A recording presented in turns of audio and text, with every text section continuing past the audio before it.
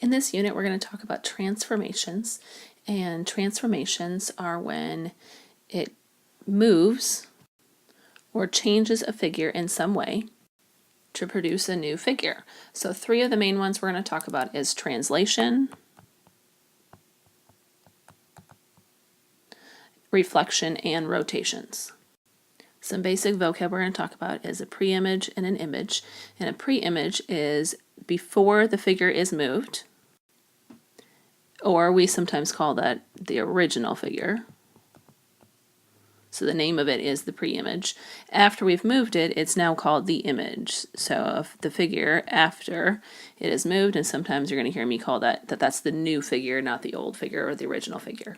So the first one, remember I said, is translation. We're going to talk about it in this video. And a translation moves every point of a figure the same distance in the same direction.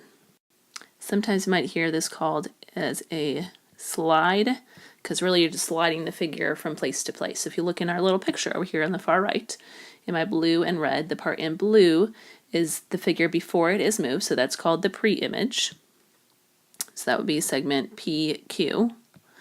After it is moved, then is the image, so that'd be P prime, Q prime. And that's called prime notation. When you see those little marks up there with the P and the Q. So these little marks right here is called prime notation. All right, so an isometry is a transformation that preserves length and angle measure, and really this is called a congruent transformation. So it's just keeping everything exactly the same size and the same shape after we've moved it. So since we're talking about translations in this video, a translation is an isometry, so it's going to keep it congruent all the way through the preimage and the image itself. So what we're going to start to do is we are going to translate this figure. So notice it doesn't have to be a triangle or a square, it could be any size figure. We're going to move it left 6 and up 8. So first we need to fill in the coordinates of the different points. So our points that are shown in our graph is 2, -3, 2, -8, 8, -8, 8, -3, and 5, -5. So you first want to write down what those points are going to be right here. So that's what we did in those points. Next, we want to move it left 6 and up 8 spaces.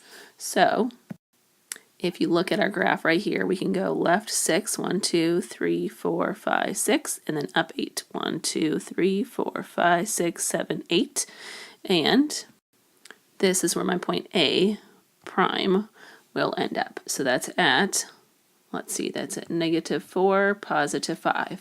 So next, if we count the next one, we move 6 left, 4, 5, 6, and then 1, 2, 3, 4, 5, 6, 7, 8.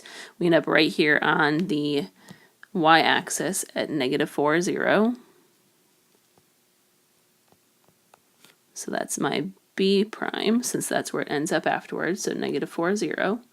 And if we go ahead and do the rest of them, we're going to end up at 2, 0, 2, 5, -1, and 2. So let's go ahead and graph each of those. So here's my E prime. My D prime ends up at 2, 5. And at 2, 0 is my C prime.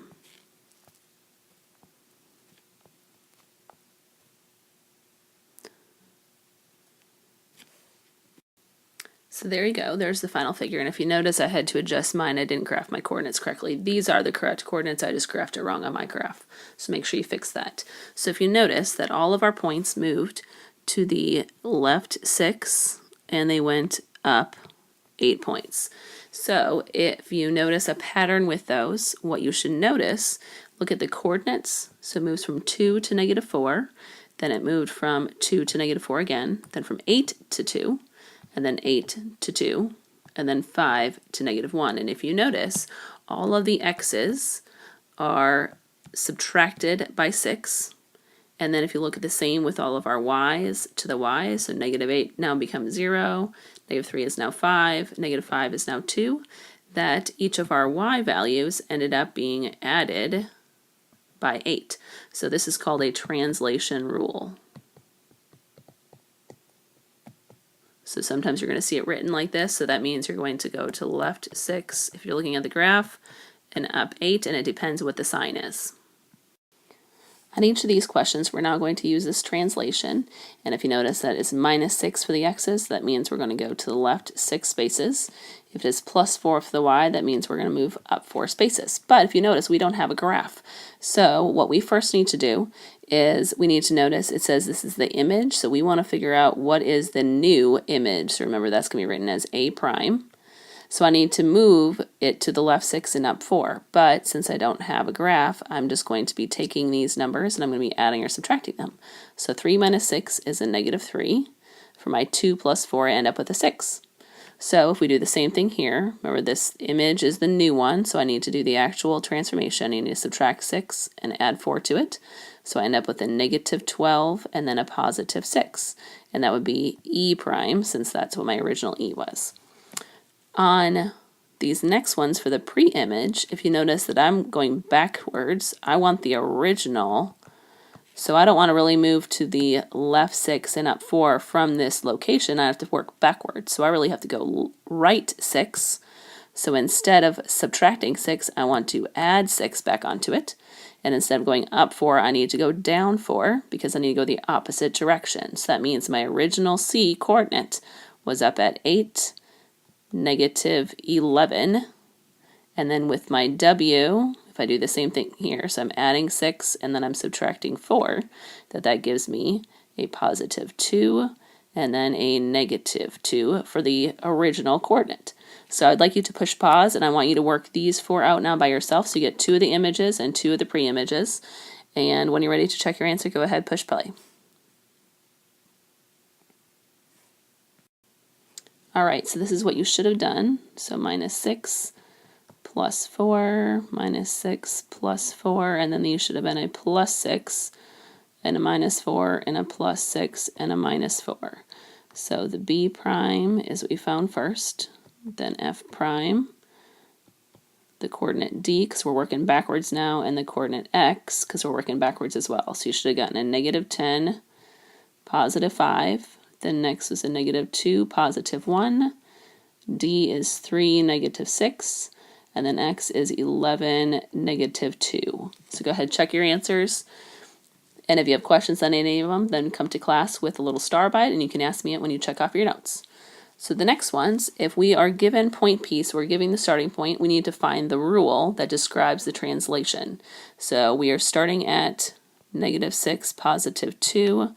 And we're moving to 9, -2. So you have to ask yourself, how does it move from -6 to +9?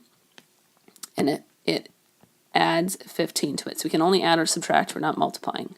So to get from the 2 to a -2 is we had to subtract 4 from it. So when we put that into our translation, we put x plus 15 because we changed all the x values by adding 15.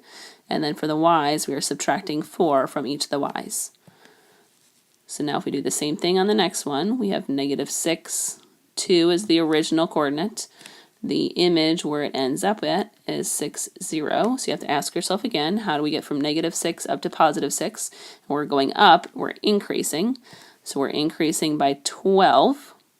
And then for the y's, how do we get from 2 to 0? We have to take 2 of them away. So we have to subtract, oops, wrong color, subtract 2. So our translation then would be x plus 12 and then y minus 2. In this problem, you want to first graph the coordinates given. See 4 of them right here, and I've done that already, so go ahead, push pause if you need to. Then we need to use the translation rule, x plus 3, y minus 3, to graph the new image. So if you remember, this is really going to the right 3, because it's a plus 3 for the x's, and then it is going down 3 for the y's. So if you want to do it from the graph, you can go ahead and do that. So if we take each of our coordinates and we go to the right 3 and down 3, this is where my A would end up. Right 3 and down 3, there'd be my B. And C would be right there, and then D would be right there. Otherwise, if we're using the coordinates, we're adding 3 and subtracting 3 from each of them. So I'd end up at a 1 and then a 3. This one, if I'm adding 3 and subtracting 3, I get a 5, 1. So plus 3 minus 3, so I get a 5, negative 2, and then plus 3, negative 3, I end up with a 1 and then a 0. So if you check, all the coordinates do match up. So you can either do it from the coordinates or from the graph, it's your choice. To verify, we need to check the lengths to show that they are still congruent. So if you look at the parts in blue, you can see that this is 3 and that is 3. So if you look at the ones in purple after it is changed, that they are also both 3. So that part stays the same. For the slope, sometimes it's easier to check the slope. So if I check the slope of AB, so my original slope, I have that it went over 4 and down 2, so that'd be a negative 1/2 for the slope. Then for the matching one, from A prime to B prime, that I also have a slope of negative 1/2, so those are the same length for, same slope.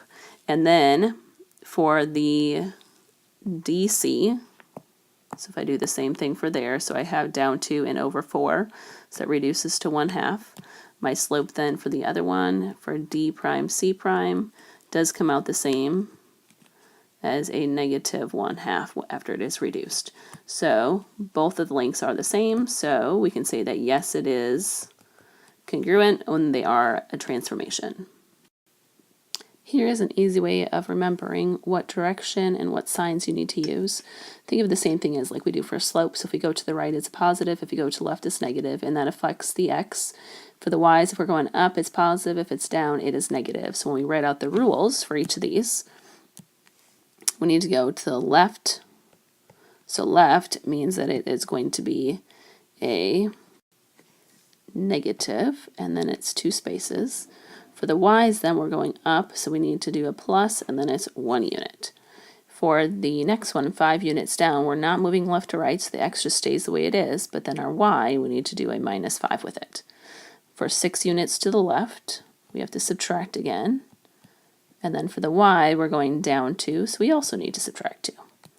8 to the right then should be x plus 8, and then 7 units up should be a plus 7. All right, so for this next one, if we need to move from figure 1 to figure 2, what you want to look for is look for one coordinate and then count the spaces that it moves. So this moves to the right 4, and then it moves 1, 2 spaces up. So that means we're going to do x plus 4, because the right is positive, and up is also positive, so we do y plus 2. So if I pick a different color now for the 4 to the 3, again, just pick any coordinate. So 1, 2, 3, so it moved to the left 3, and then we went down 1, 2, 3. So we're going to have x minus 3, because left is minus, and then down 3 again is minus, we'd have y minus 3, and those would be our 2 rules. For the last question, we want to figure out which one of these statements is not true. So all translations are isometries, yes, because they will all stay congruent. The original figure is called the image. Well, those are based on vocab words, and we know that the original is called the pre-image. The new figure then is the image. So that one is not true, but let's make sure that this is the only one that does not work. The 3 basic transformations are reflections, rotations, and translations. That's true, because that was in the very first part of our notes. An isometry is a transformation that preserves length, which is true because it keeps everything the same size and congruent. So the only one that is not true is this letter B.